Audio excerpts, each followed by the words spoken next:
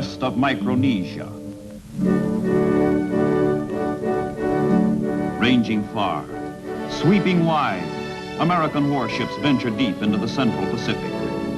Bigger, faster, mightier carriers are the core of the task force destined to destroy the Japanese Empire. Around the carriers, the battleships are ringed. Around the battleships, the cruisers. Around the cruisers, destroyers. It is autumn, 1943. Radically new tactics are the United States Navy's answer to the challenge of World War II.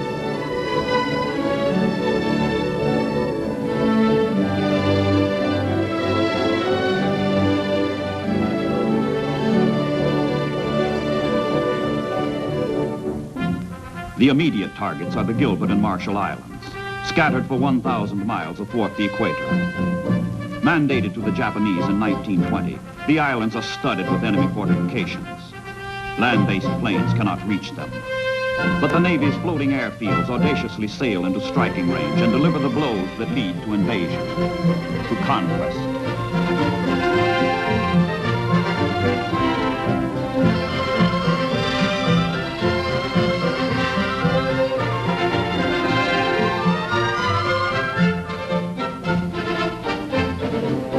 Like homing pigeons, the Hellcats and Corsairs return. Mission accomplished. Marcus Island has been worked over, but the flying sailors will be back. The carriers are nibbling at their prey, preparing for the kill.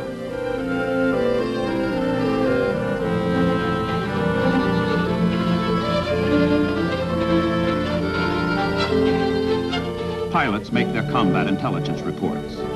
This information is the blueprint for future assaults. After hard-hitting months at sea, the task force returns to base, to Pearl Harbor.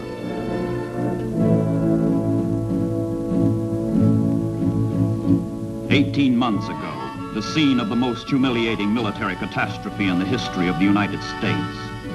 Today, Pearl Harbor is the mightiest of bases, sheltering an ever-expanding fleet, ever-increasing assault forces. And only minutes away is Honolulu, a light-hearted haven in the midst of war, an interlude for sailors between battles.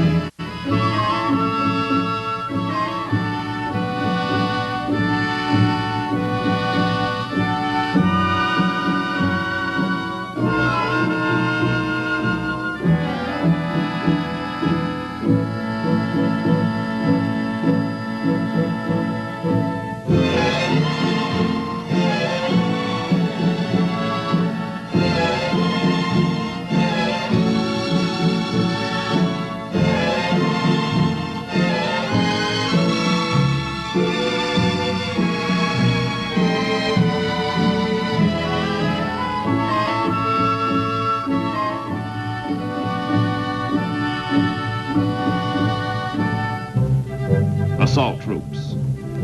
They come from places like Kansas, Alabama, and Oregon. They're destined for places like Tarawa, Kwajalein, and Eniwetok. The names are worlds apart, but global strategy demands they be brought together.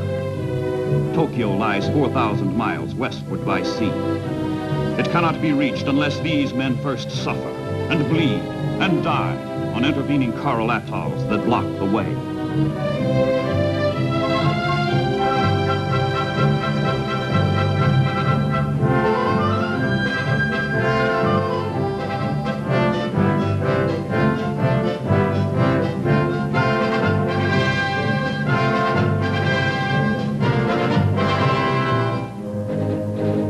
The victor of the Battle of Midway, Admiral Spruance, is named Commander, Central Pacific Forces, by his chief, Admiral Nimitz.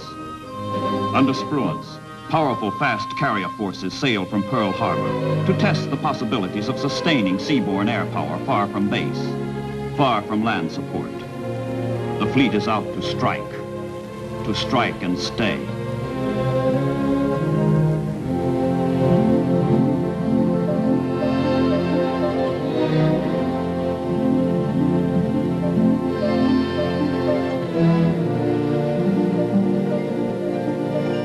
fast, new Essex-class carriers bring air power where air power is needed.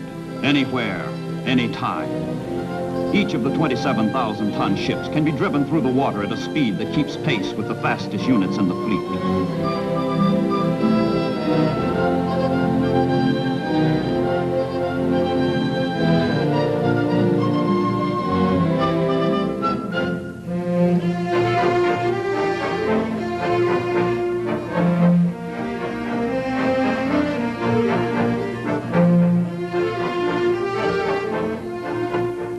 The hours are long from battle to battle, and between their bouts with death, the ship's company and the pilots live and play as best they can. For the 2,500 sailors, the ship is a seagoing city, organized for the routine of day-to-day existence, as well as the requirements of war.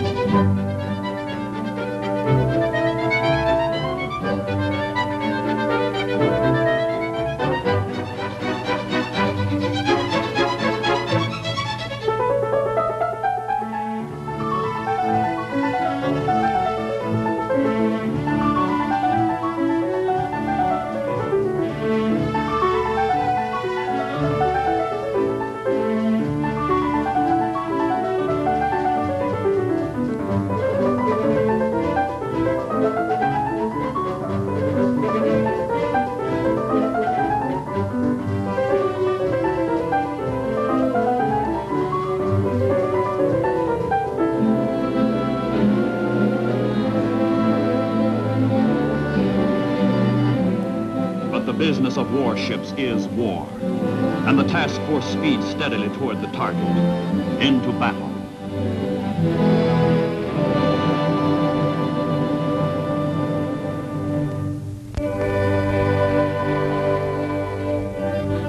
The islands to be seized are part of Micronesia, the tiny islands. Strategy for the coming conquest is explained to the men who must execute the plans. While Marines claw up the Solomon Islands in the South Pacific, while soldiers push northwestward on New Guinea in the Southwest Pacific, the carrier groups smash at enemy defenses in the Central Pacific, compelling him to split his forces, confusing him as to the main line of attack. The hour for action approaches.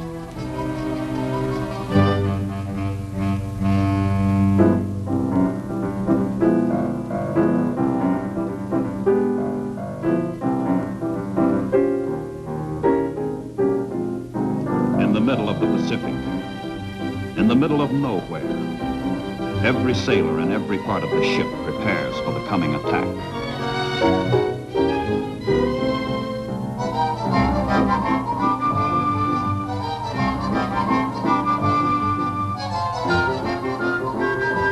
In the general mess, ship's cooks break out special chow they have stowed away for moments like this. Tense, long moments before battle.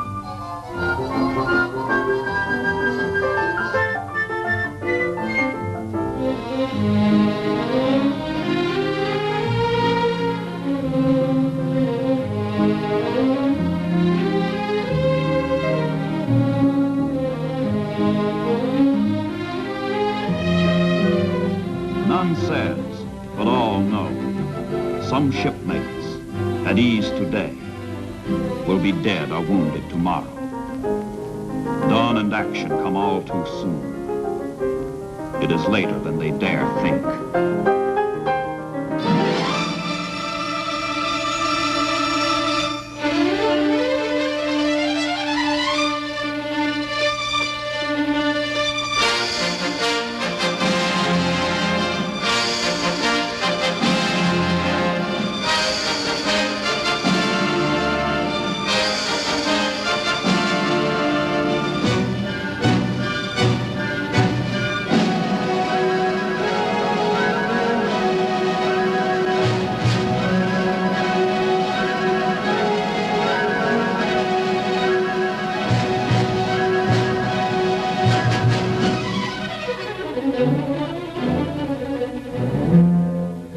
Planes go in to bomb and strafe the target, and the ships unleash arsenals of shell fire.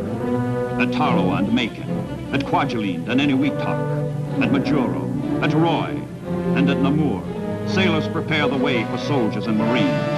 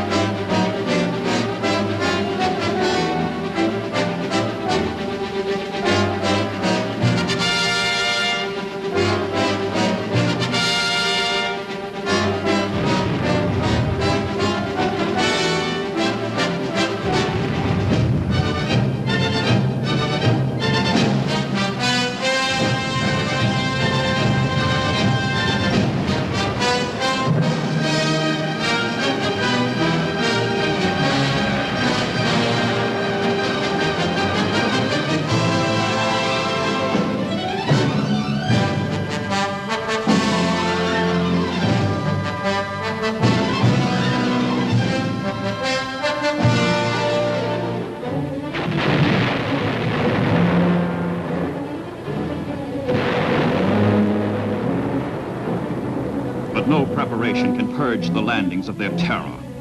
Japanese resistance makes an inferno of every beachhead, a hell of every shoreline.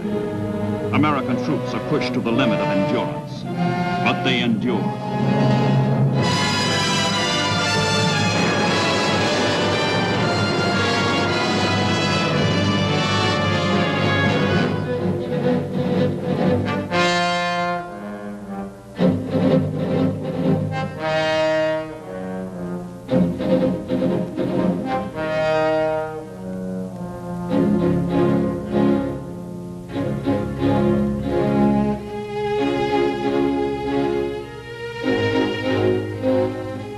Supply ships keep fighting ships at sea, in combat.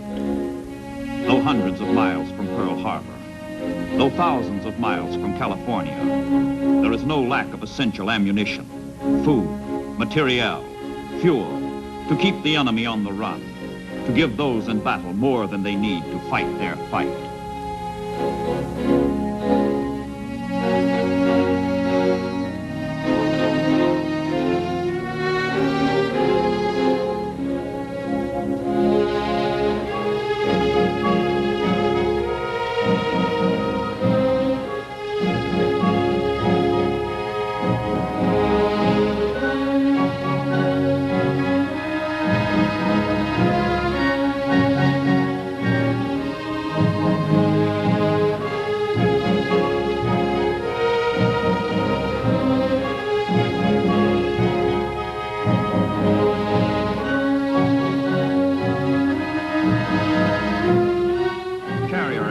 Not only spearhead invasion, but they lend close support to ground troops when and where needed. Other carriers roam far afield to pound down such enemy bastions as Truk, a formidable fleet anchorage in the Central Pacific, an island the Japanese have encrusted with armament, aircraft, pilots, and soldiers in their attempt to dominate Micronesia.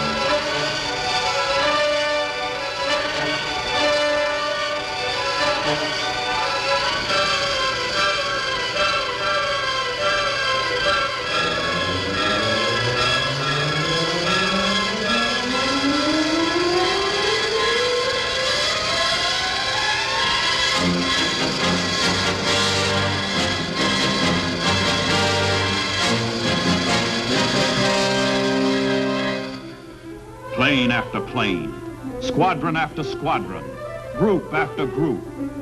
The carriers hurl skyward young pilots who will help break the Japanese hold on the Central Pacific. 12 fast carriers, 100 planes to every ship, fighting Hellcats, dive-bombing Dauntlesses, Avengers armed with torpedoes, winged warcraft fill the sky.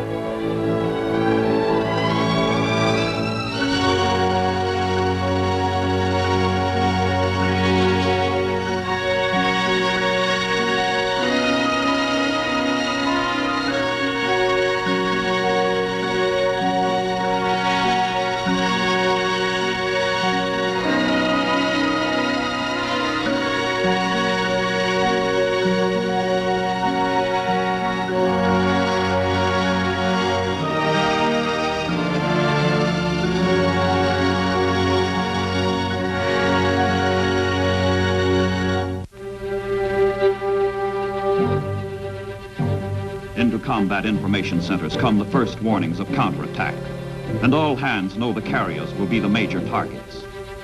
Radar data is swiftly translated into symbols and precisely plotted. The meaning of plot and symbol is all too clear, all too simple. Enemy planes approaching.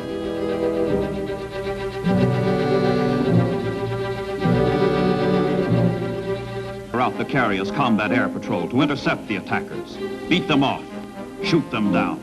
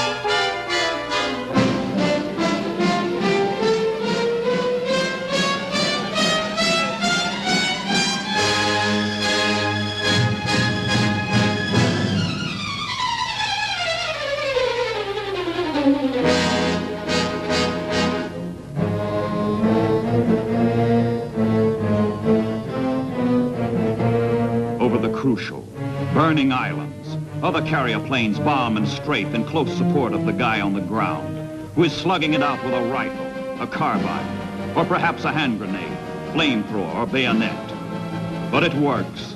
American soldiers, sailors, Marines, airmen, as a team, crack and then pulverize the Japanese and their defenses.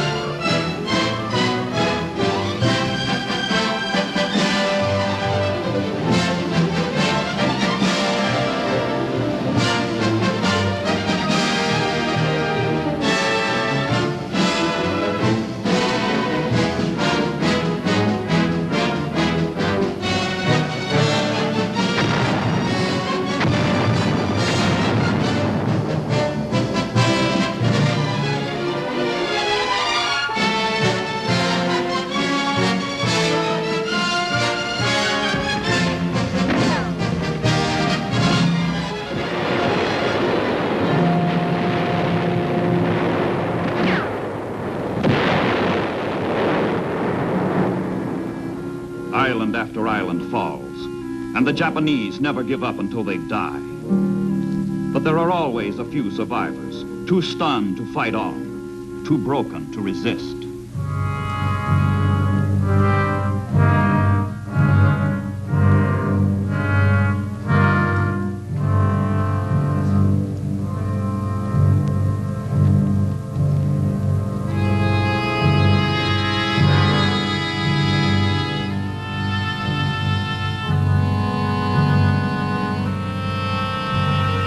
Back from the battle come the wounded and maimed.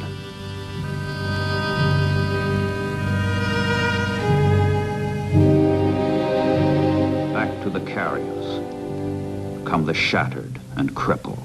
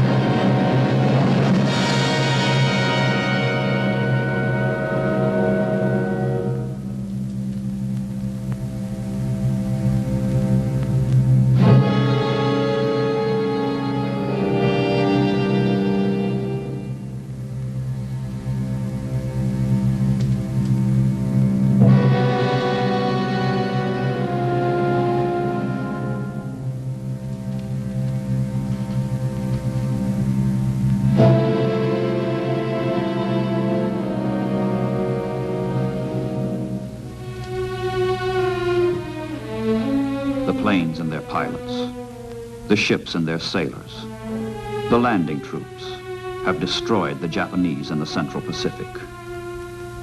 They have profoundly altered the course of World War II. They have torn over 800,000 square miles of Pacific Ocean area from the enemy. Tarawa, Kwajalein, Eniwetok, war. Tarawa, Kwajalein, twice. Tarawa, Kwajalein, Eniwetok, victory.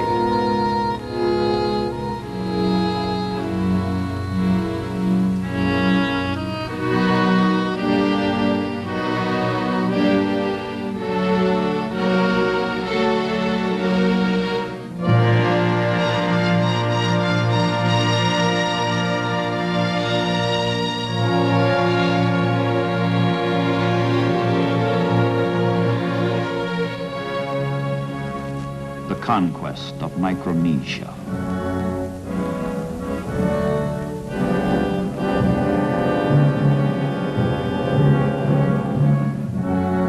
O God, we pray Thee that the memory of our comrades fallen in battle be ever sacred in our hearts, and that the sacrifice which they have offered for our country's cause may be acceptable in Thy sight.